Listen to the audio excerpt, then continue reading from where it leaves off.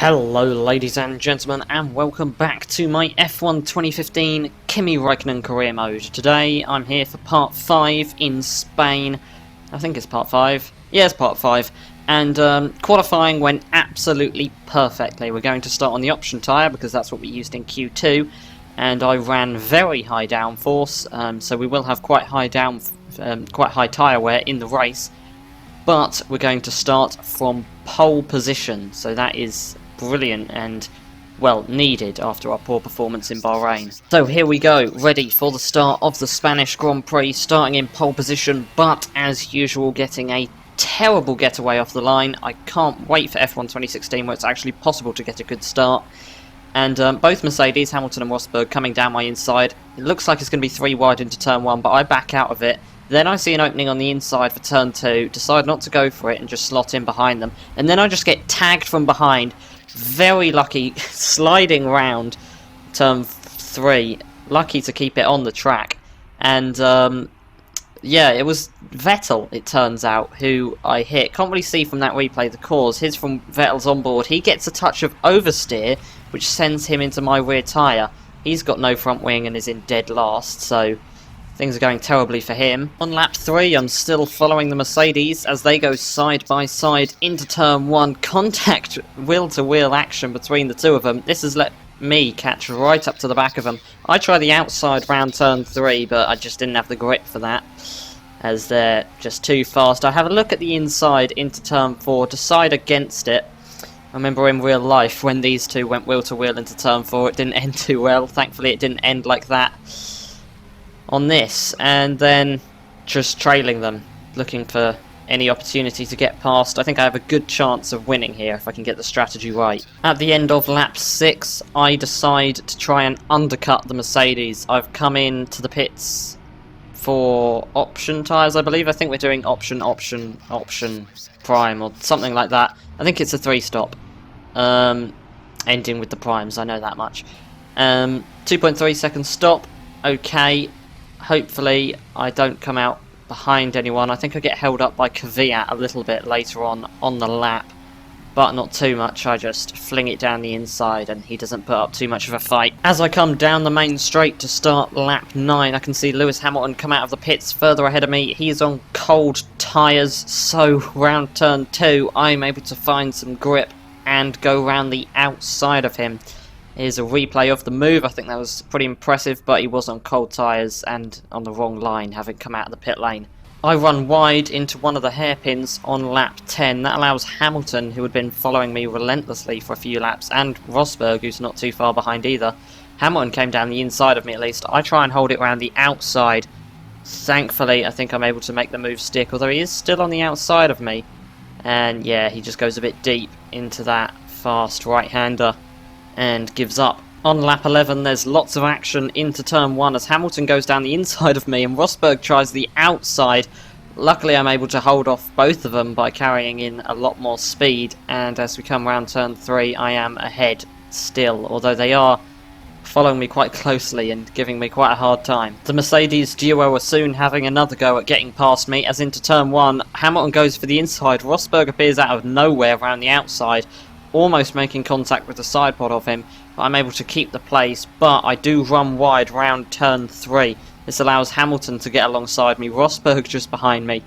Hamilton almost coming across me in the braking zone, but then, well, I kind of turn into the side of him and run wide around turn 4, and both of them sweep past me. I have a look down the inside of Rosberg, but I'm just going to have to follow them for now, as, well, that was good racing by the pair of them. Later on the same lap, I'm in the DRS and slipstream of Rosberg. I fling it down the inside, quite a late move, run very wide around this hairpin, but nonetheless I am ahead, and now I'm going to go in pursuit of Hamilton. On lap 15 I use DRS, slipstream and rich mix to quite simply go down the inside of Hamilton into turn 1. He doesn't put up much defence. I think our tyres are starting to wear now, so that's P1 for me. On lap 16 I bring it into the pits for another set of the option tyres. These are going to take me about 6 laps before I come in for some primes and take them to the end of the race. Hamilton and Rosberg pit a few laps later and they come out with about a 3-second gap to me, so that's comfortable if I can keep it at that and not get held up by back markers. Stephen's getting out of the way there. They don't always do that. Yeah, if I can just control this to the end, then that would be perfect, and another win for us. Although Lewis Hamilton gets within 1 second of me and gets his free ticket to first place in the form of DRS, as he just has so much speed that I try the outside, but I'm just not able to fight it.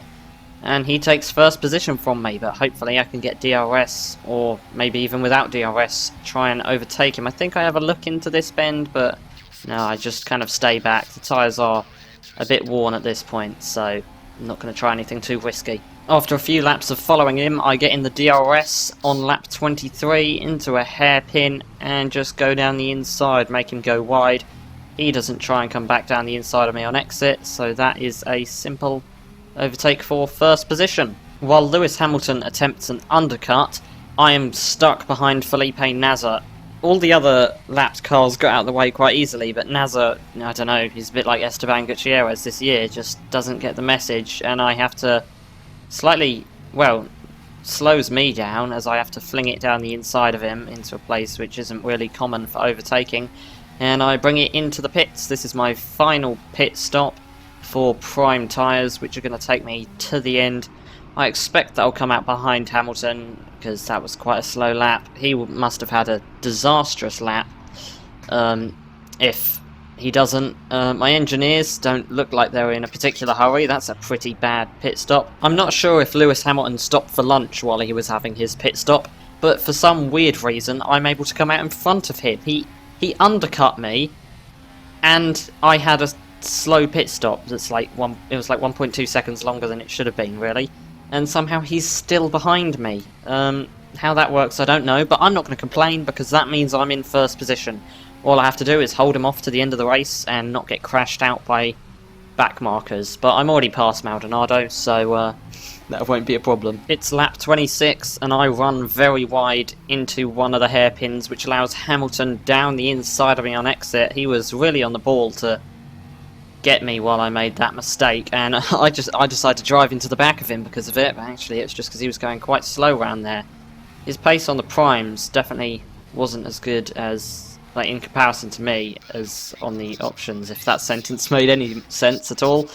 On the main straight now, DRS, rich mix, slipstream, let's get him into turn 1, starting to gain on him. He's derating or whatever that red light means. That's probably not the best place for that to happen. But nonetheless, I go down the inside, slightly running out of grip on around turn 2, and that allowed him to get back around the outside of me around turn 3. I'm not going to give up that easily, though, as we come towards turn 4. Do I chuck it down the inside? No, but I think about it, and just kind of remind him. I give him something to think about. He's now on the inside for turn 5, as I got a pretty good exit from turn 4. He runs me wide onto the curbing and the AstroTurf there, and then he doesn't... Oh, that was very naughty. He squeezes me right to the edge of the track on the exit. Not on the exit, on the entry to whatever that bend's called. And, well, I would have hung it around the outside, but he didn't really give me the opportunity. So, DRS and slipstream here. I'm going to chuck it down the inside, little lock up from the inside. Use the middle of the track on exit to make sure he doesn't get the switch back. And that's me ahead, although I've run quite wide into this long corner, but he's quite far back, so that doesn't matter. That was quite a long manoeuvre, but it worked in the end. On the penultimate lap, I am actually catching up to the back of Sebastian Vettel to lap him after that turn 2 incident, which was a racing incident, I think, but he's probably a bit annoyed at me. And as I lap him, I think I hit the back of him as well, but as I lap him, I'm going to hand you over to Jeremy Clarkson to summarise my thoughts.